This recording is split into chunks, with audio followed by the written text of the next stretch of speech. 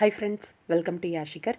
நம்மளோட Vijay TV, Zee Tamil, Sun TV அப்படின்னு கலக்கின ஒரு ஹீரோ இப்போ இந்த நியூஸை கேட்ட உடனே பயங்கர ஒரு சர்ப்ரைஸ், பயங்கர ஒரு ஷாக் அப்படின்னு தான் சொல்லணும்.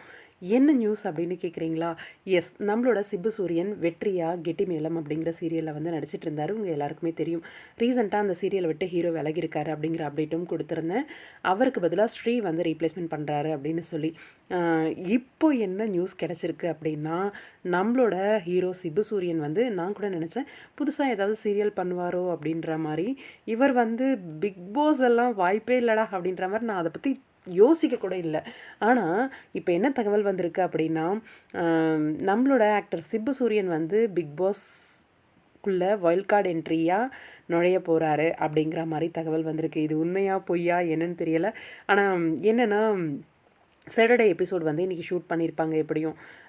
என்னடா இது உண்மைதானா அப்படிங்கிற மாதிரி ஒரு பக்கம் தோணிகிட்டே இருக்குது.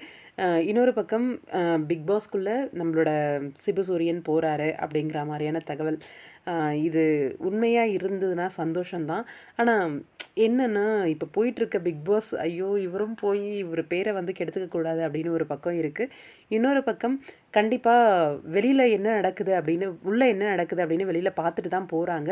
இவங்களோட கேம் பிளே வந்து கொஞ்சம் வித்தியாசமாக தான் இருக்கும். ஆனால் ஒரு விஷயம் மட்டும் கேள்விப்பட்டேன், பிக் பாஸ்க்குள்ளே வைல்ட் கார்டு என்ட்ரியாக போகிறவங்க சீரியல் ஆர்டிஸ்ட் அப்படின்னு சொல்லி.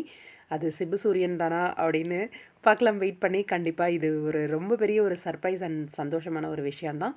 கண்டிப்பாக அவரோட பேரை வந்து காப்பாற்றி நல்ல மாதிரி ஜெயிச்சுட்டு வரணும் அப்படின்ட்டு எங்களோட வாழ்த்துக்கள்.